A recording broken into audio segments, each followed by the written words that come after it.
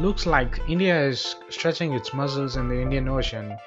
Indian Navy will now be able to use the facility of Duqm port in Oman following the signing of a pact between two countries during Prime Minister Narendra Modi of India visit the country.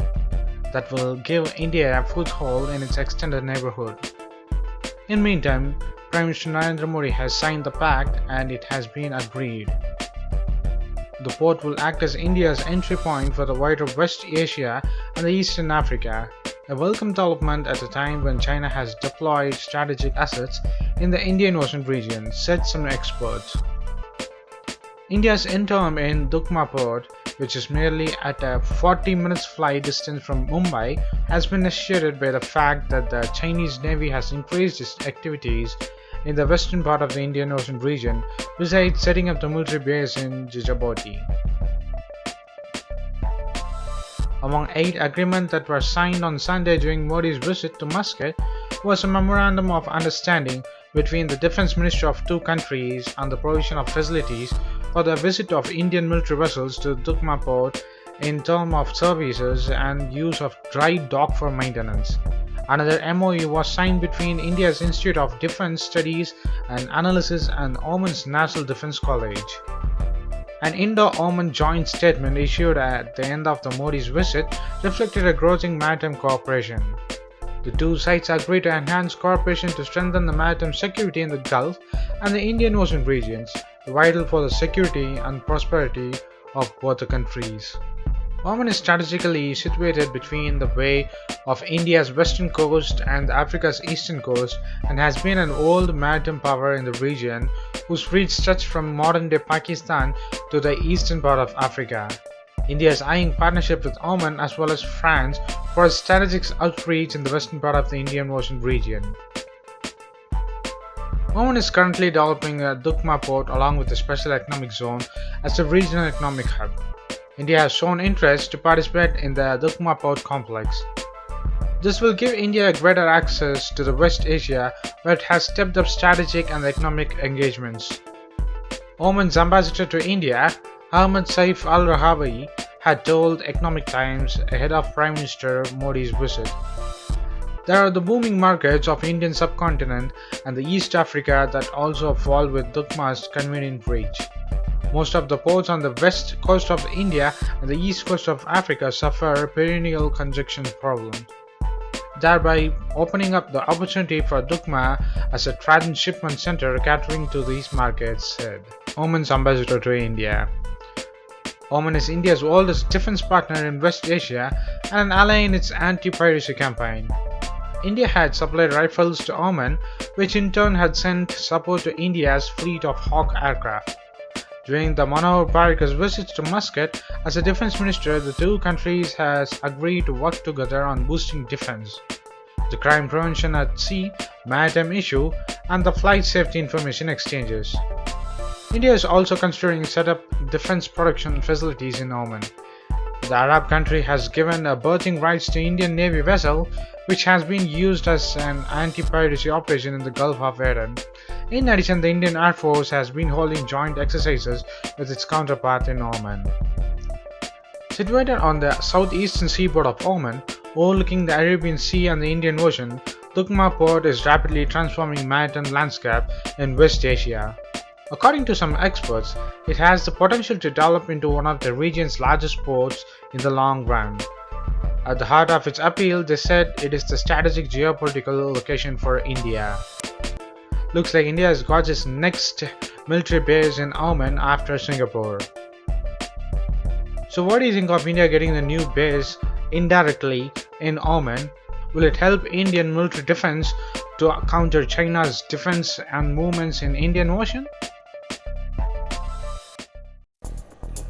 Narendra Modi government will be trying to keep a delicate balance as it engages with the major powers in November and December of 2017.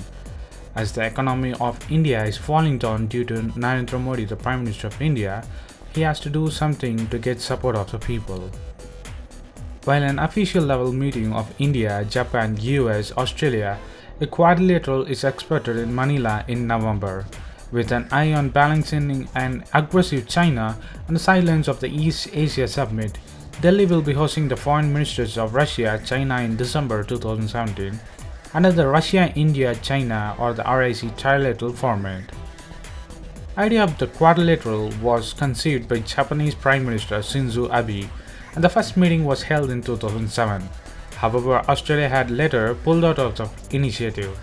Last week, US Secretary of State Rex Tillerson too had it in his meeting with his External Affairs Minister of India Sushma Swaraj, pushed the idea of the quadrilateral that was echoed near simultaneously by the Japanese Foreign Minister in an interview to the local media.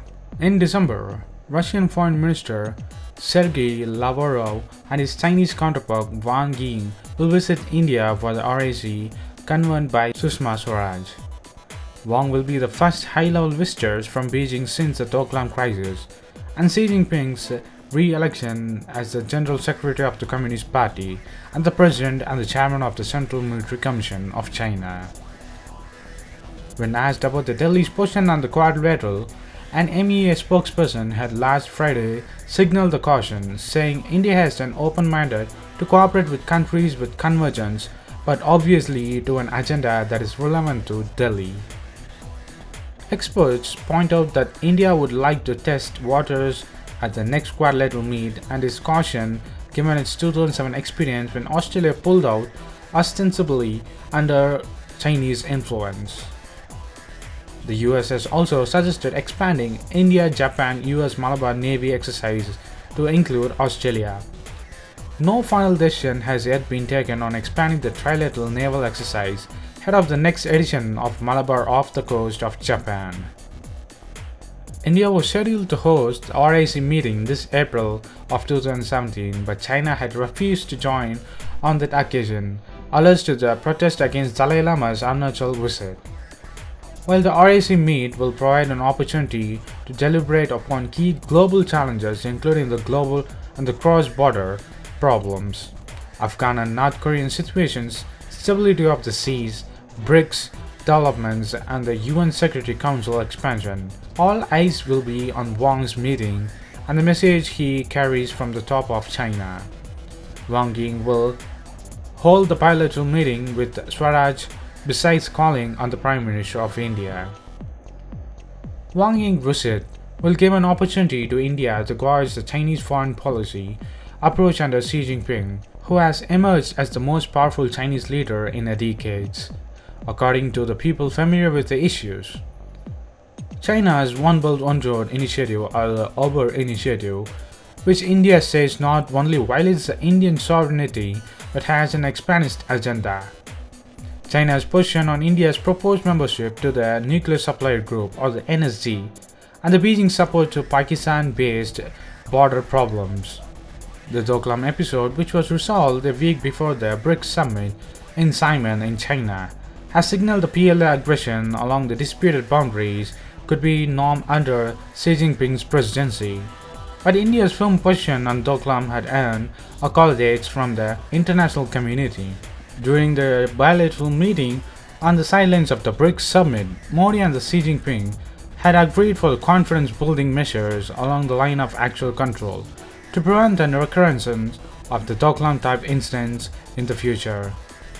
So what do you think of India's the quadrilateral meeting incoming in Philippines? Will India be the allies of US, Japan, Australia to counter the China?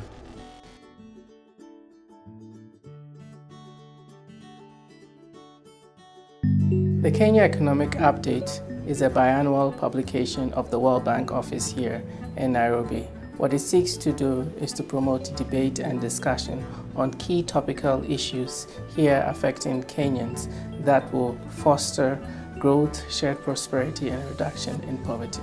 To safeguard the gains of the past, it will be important for Kenya to maintain macroeconomic stability. But Kenya can also seek to accelerate its growth rate beyond the 5 to 6% which it has been growing over the past 5 years by looking for new sources or sectors for growth. One such sector where we see great promise is in developing the affordable housing market. We have a backlog here of over 2 million housing units. units that people need to live in and that just aren't available. About 60% of the urban population in Kenya is actually living in a slum. And a lot of these people don't need to live in substandard housing. They can afford housing, but they're not able to access either the units, so the supply is not there at the right price, or they're not able to get finance to purchase those units. Niko na family, niko bibi na mtoto. Wote wanakaa Bon. Nilikuja Nairobi kutafuta kazi. Ningefurahi sana kukaa na bibi yangu na mtoto. Lakini nyumba ni kidogo, nafasi hakuna. Wanga natembelea familia yangu kama miezi 3 ikipita. Njoo at least kwa nimesave at least fare ya kwenda na kurudi ili na za matumizi kwa nyumbani. So getting access to financing for affordable units is really challenging. First of all, many banks don't lend to the lower end of the market. A lot of Kenyans, in fact most Kenyans, have informal incomes, and so that also makes it very challenging for banks to lend to these customers. And finally, financing is very expensive here in Kenya, as we all know, and some of the prevailing mortgage rates before the interest rate cap above 20%, and they were variable. On the other hand, there are certain lenders who are out there who are making these types of loans, and we should definitely acknowledge that. Stima Sacco is what you'll term a credit union, a Sacco that is really out there to make sure that all our members are able to get financing. If you're to look at the Kenyan economy, we are a country of about 46 million Kenyans. And the statistics out there speak of 22,000 mortgages. We find that statistic to be a bit embarrassing for a country of our size.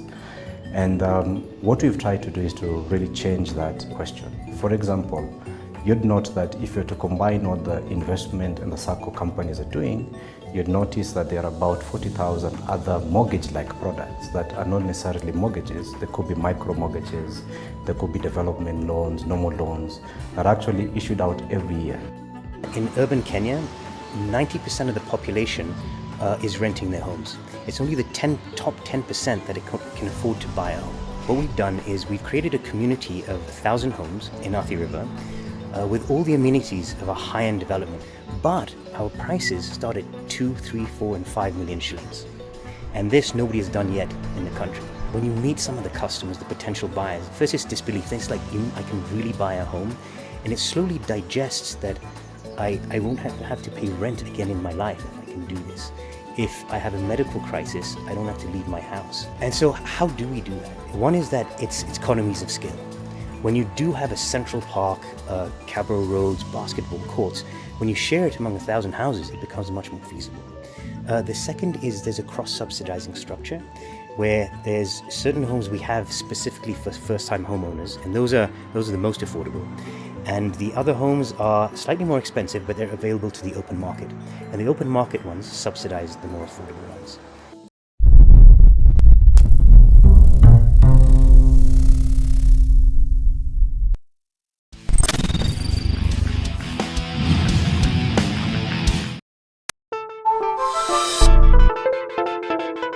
Looks like India is stretching its muscles in the Indian Ocean.